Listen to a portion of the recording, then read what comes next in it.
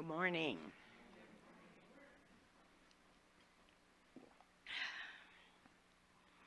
My name is Cindy Stathum, and Pastor Tim asked me to preach this morning. I would have a joke for you, but I have not felt much like joking lately. I have been reflecting on many things these days, perhaps because I am getting older, perhaps because there are many things to reflect on. One of those things I think about is the significant days in my lifetime. Some are only significant to me personally, such as April 3rd, 1994.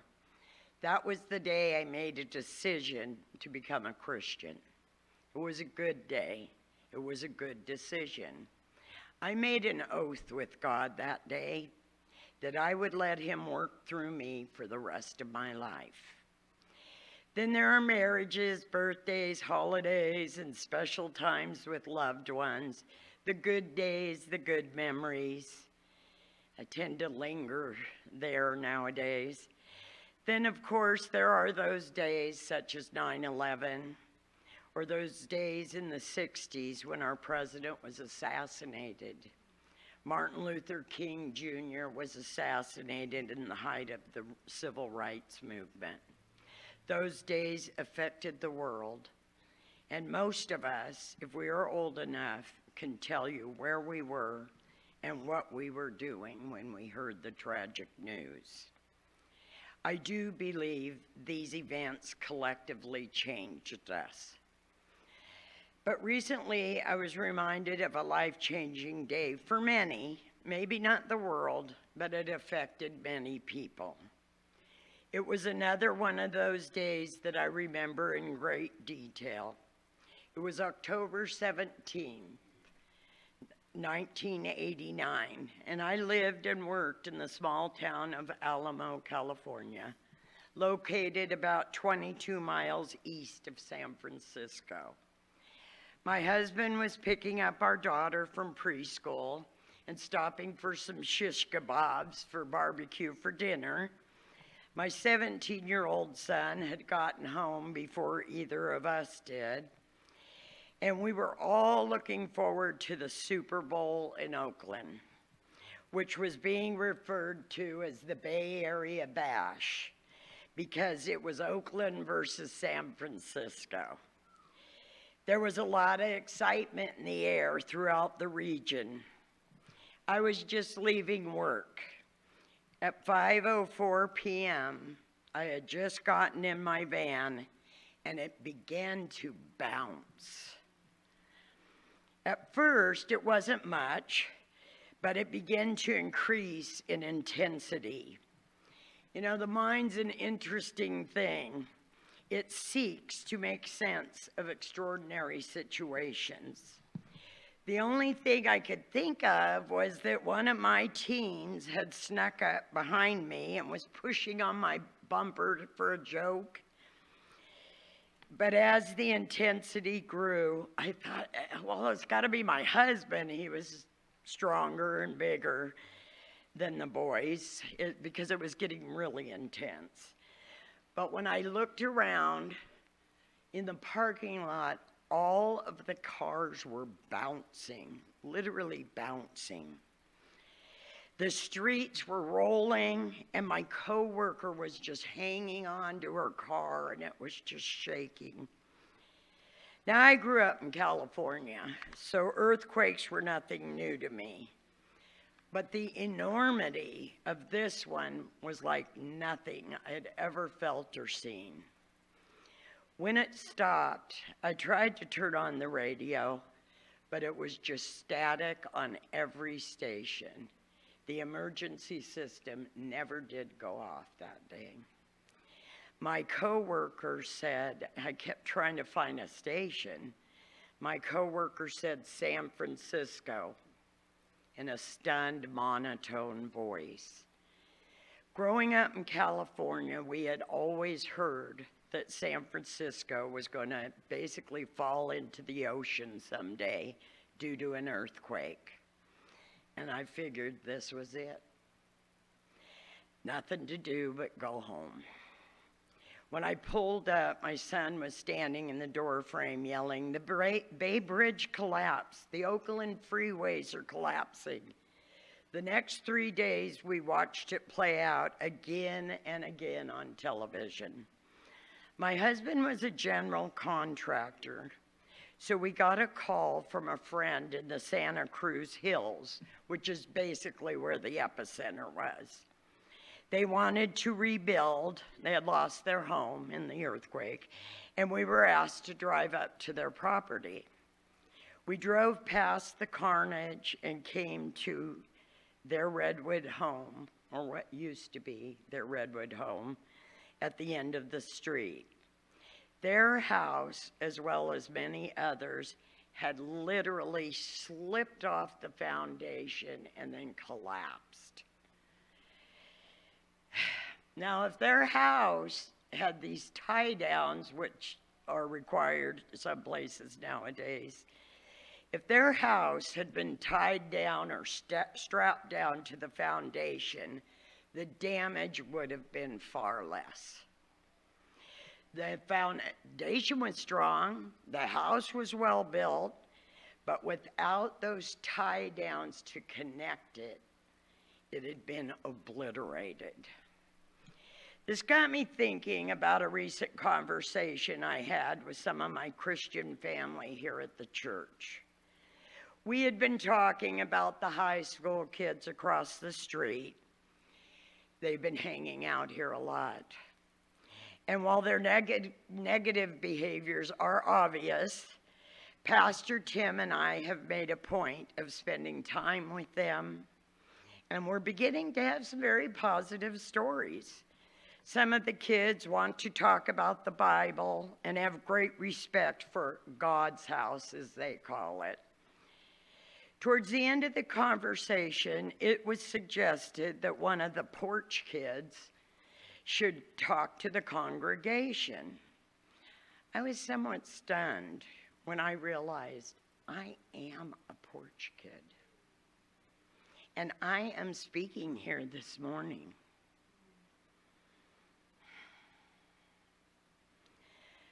But if I don't tell you who I am and where I come from, if I don't ever have the opportunity to share that with those kids, what my foundation is, you can't know the enormity of me being here today. If I don't tie my past to my present, the true miracle of God's power is lost. And if I can't tie my past to my present, I am not solid enough to withstand the earthquakes of life, even the small tremors, let alone the big ones. There were times in the early days of my Christianity that I tried to just live a good Christian life without acknowledging my past. And I have had my world rocked on several occasions, and I did not. I was unable to stand up to it. That was in the early days. So, I wanted to talk about this. So first of all, the people that are attracted to our location are not all high school kids. There have always been folks that walk by that laugh and giggle and litter. It's kind of interesting to watch them at times. We have come in the mornings and found someone asleep on the bench out there in the cold or in the heat. We've had the mentally ill. There was one guy who always asked, "Can I pray for you?" And we'd go, "Oh, you sure. Well, what can I pray about?" "Well, my allergies are bad." "Okay."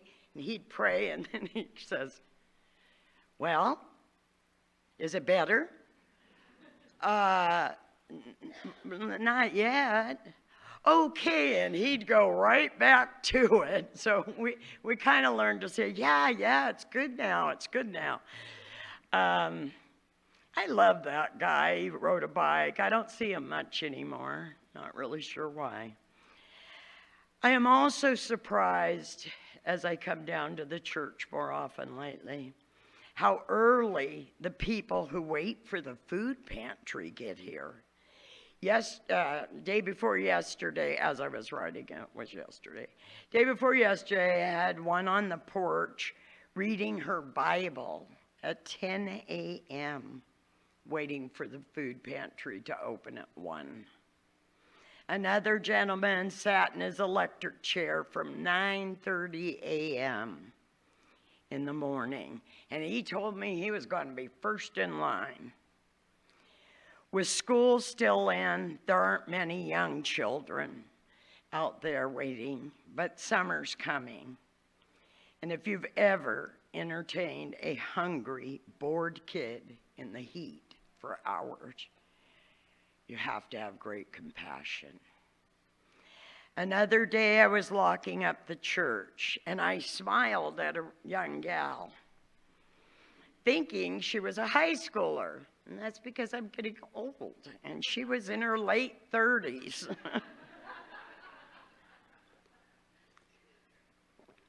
She wanted the church phone number, which I gave her, but I told her that when she called, it was likely I would be the person who would call her back. So if she had the time, we could start going over the resources available to her. She told me what her problem was. And we sat out there and went over the resources. She's a little gal of color with 3 young kids. No babysitter, no transportation, no job, no current ID to get a job. The cards are so stacked against her, but she perseveres. And I help when I can. And I maintain that relationship with her. Nice gal. But let's get down to the nitty-gritty here. There's some nice kids out there on the porch, the young gals that need to use the bathroom in groups. What is it with girls? They have to go in a group to use the bathroom, and they're giggling. These particular ones are probably about 17, and they look more like cheerleaders. I don't know if they have a break in their classes or why they're really out there, but they're not the ones doing the naughty things.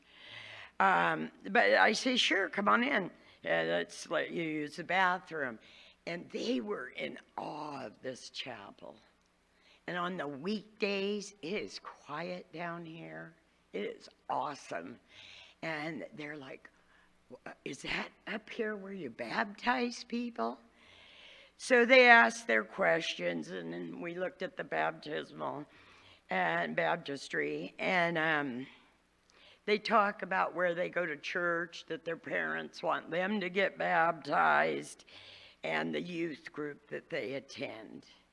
So I have them help me carry water and things into the refrigerator in the fellowship hall. And as they're carrying it in, is that an AA meeting? I go, yeah. So, they kind of get to know a few things they didn't know before. And then there's this one young man, always helpful, always apologetic for the mess, and always sweeping if the parking lot gets broken glass, which I'm sad to say has happened.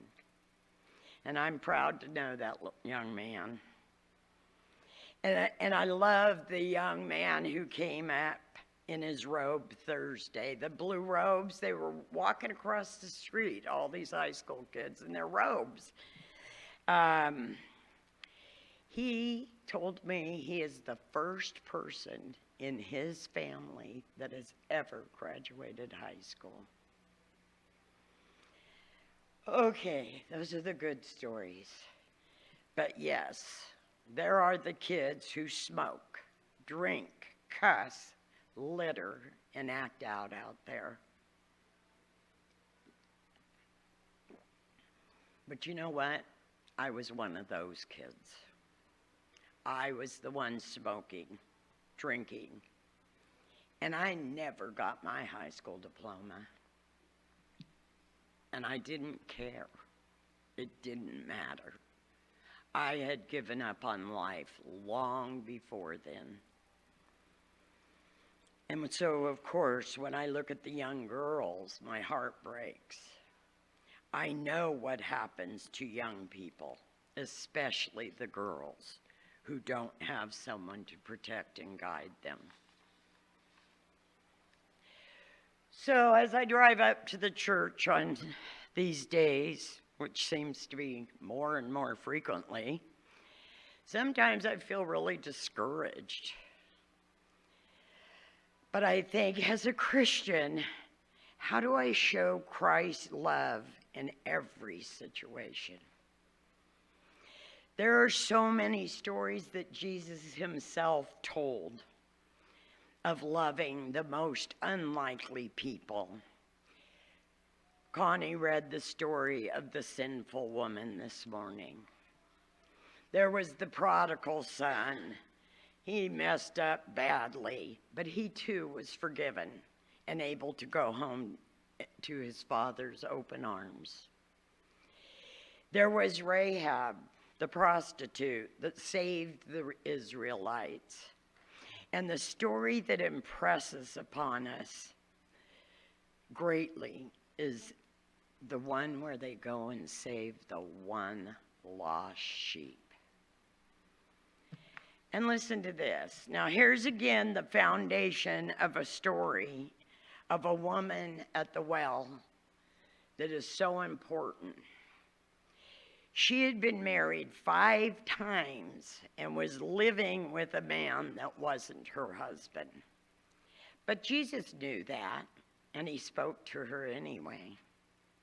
A sinful woman, a sinful Samaritan woman, that is, people that are mixed race with the Jewish people. They were really looked down on. He did not ignore her. He did not shake his head in disgust and walk around her. He talked to her. He saw her. He told her, "You worship what you do not know. We worship what we know, because salvation comes from the Jews. But the hour is coming, and now is, when the true worshipers will worship the Father in spirit and truth, for the Father is seeking such to worship." That's us, Christians, the Gentiles, people who try to find and do the will of Jesus Christ. In Matthew 5:14 through 16, it states, "You are the light of the world. A town built on a hill cannot be hidden. Neither do people light a lamp and put it under a bowl. Instead, they put it on a stand, and it gives light to everyone in the house. In the same way, let your light shine before others, that they may see your good deeds and glorify your Father in heaven." In closing, I was here Thursday evening after a particularly messy day with the teenagers. A car pulled up, and the first thing I noticed was that there were teenagers in the back. But it was a family. It was these folks, Drew and Sonny, and their teenage kids, Gabby and Josh Brown. They're Church of God ministry people. And they showed up, and it was hot, so I said, "Come on in," and we got some cold water and some snacks, and we sat in the fireside room and visited. And if you want more information, we have it, and they left some for Pastor Tim, of course. But it was a great opportunity, and I was wowed at them. They're going to Pakistan to be missionaries. I can't even imagine. I can't even in any way, shape, or form fathom the courage of that family. They were heading up to Seattle at the time too.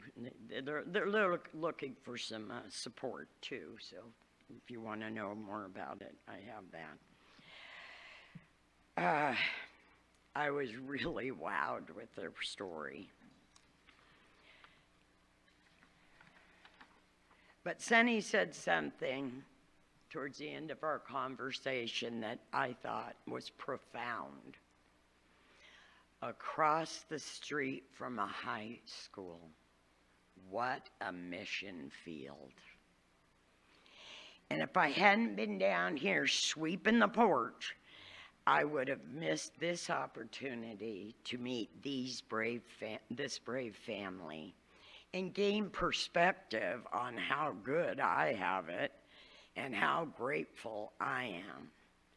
So once again, I see that indeed all things work together for good for those who love him and are called according to his purpose. Thank you.